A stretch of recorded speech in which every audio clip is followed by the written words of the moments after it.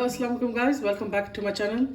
I know it's been quite a long time, but I was really ill with a cough and flu, and if I do sound a bit like with a heavy voice, I've still got the flu, but I thought I'll share this quick and easy recipe with you. Hello, assalamualaikum guys, welcome back to my channel. I know it's been quite a long time, but I was really ill with a cough and flu, and if I do sound a bit like with a heavy voice, I've still got the flu, but I thought I'll share this quick and easy recipe with you. It's going to be CHARSI mutton karahi, my version. I've got 1 cup of oil that's been heating up on a low heat, and I've got some mutton here. That's about 2.5 pounds. So I've cleaned the mutton and washed it, and what I told the butcher it was to take the meat off the bones, but I did add the bones for the flavor as well. So I know it's quite a bit of oil, but I'm gonna take it out and I'll show you when that's happening. I'm gonna cook this on a high heat for about 5 minutes, and then I'll show you what we do next. After cooking the meat for 5 minutes on a high heat, I've got about 3 tablespoons of ginger and garlic paste that goes in there. This karahi has got really less spices, guys. You don't need much ingredients for it, but it's really delicious to eat. And with this, I'll be serving some tandoori parathas that's made in the oven, and I'll show you how to do that in this video. Keep on watching all the way through, and then you'll see how I make my tandoori parathas. So guys, I've added 1 cup of water already, and the meat has released quite a lot of liquid as well, so I'm going to add another one. Guys, so when this comes to a boil, I'm going to put it on a low heat and let it cook. So when it's halfway cooked, then I'll show you what we do next, but keep an eye on it. If the water dries up, just add some more water until the meat is about halfway cooked. Keep on stirring it now and then. Make sure it doesn't stick to the pan. And this is all what we do now, and then I'll show you what we do next.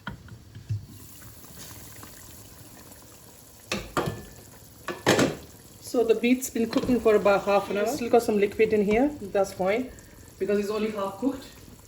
What I'm going to do now is add a few more ingredients to this. I'm going to add about 4 green chillis. These are bullet ones, and I've just cut them into 2 pieces, and I'm going to add that to the... I've got 8 tomatoes. Make sure you get the like a red ripe ones, and I've just cut them into 2. It's got the skin on. I'm just going to layer it on top of the meat, and we're going to steam this. And it'll be so easy to just take the skin off. So I'm not going to mix this. I'm just going to put the lid back on here and let it steam. Guys, you need a lot of tomatoes in this recipe because that's what makes the masala. So obviously I've not put no onions in. So we're just going to have a tomatoey nice masala with this. So let this steam, and then the peels will come off. As you can see, guys, the skins are nice and soft now. You can just take it off so easily. I'm going to do that to all of them, and then I'm going to just give it a stir and let it cook again until the meat is nice and soft. So the meat is fully tender now. Still got quite a bit of liquid in there, so I've taken the lid off and put it on a high heat. Now what I'm going to do is add some salt.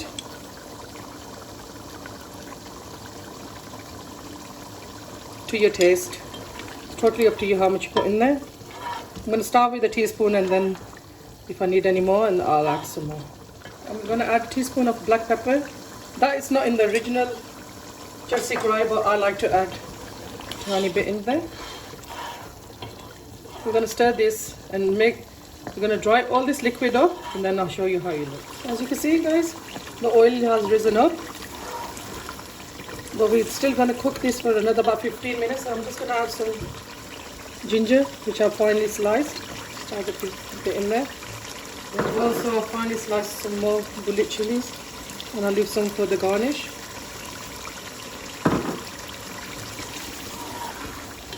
Just mix it thoroughly. I'm going to cook this on a high heat for another 15 minutes, and it's just nice and good. Now, as you see, it's such a nice color, so light, but it's really delicious. So when it's fully cooked now, I'll show you the end results. Guys, this is cooked now. I'm going to switch the gas off. What I'm going to do is remove some of this oil. Just tip the pot like this, and then with a deep spoon Just take it, so easy, just that's it. So you can not masala with it. Just take a bit more out. After this, I'm gonna show you how we're gonna make the tandoori parathas. Guys, this is just normal atta chapati flour what I made. I've got the link. I've got a video on it on my channel anyway. I'll leave a link. We're gonna make the parathas with this. Just gonna roll it out. Just a rough round shape. Nothing neat at the moment. I've got butter here, that's room temperature, it's nice and soft. I'm just gonna spread it out in this on top of the chapati. Put a generous amount because we want it nice and soft, the paratha. And now just roll it, pick it up, and then just twist it.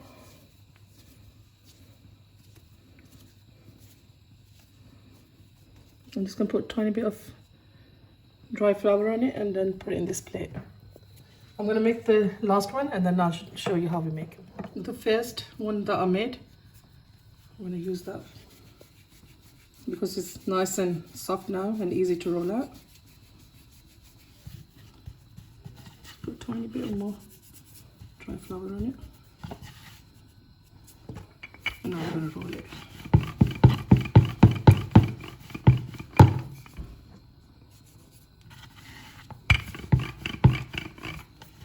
As you can see, I made fresh flour, and this is what happens. And if you make it in a day in advance, that will never happen.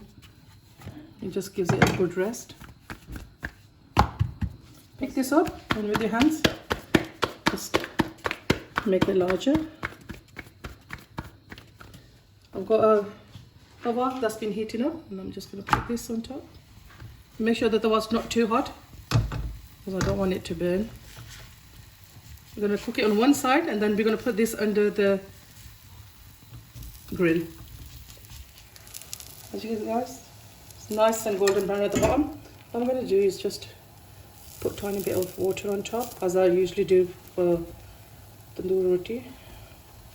Where all the dry patches are, just try to just put some water on. Not too much. I'm going to transfer this into the under the grill now and I'll show you. I've got the grill on high, nice, and I've got some foil on the rack, and I'm just going to put there. As you can see, it's quickly starting to bubble already. Keep an eye on it. You don't need to shut this and just cook. Just keep an eye on it because it'll brown really quickly. I'll show you when it's half. Guys, as you can see, our paratha's nearly done, nice and golden brown. And if you want to cook it on the other side to make it a bit more crispier, you can for a couple of seconds, and then. Guys, our tandoori parathas beautifully ready. As you can see, it's so nice and crispy. Let's serve this with the meat. So there you go, guys. Our delicious karahi and tandoori parathas are ready. This karahi is so nice and simple to make. Not much spices, but doesn't compromise on the taste. Hope you give this a go, and if you do, tag me and let me know. Take care of yourselves. I'll see you soon. Allah Hafiz.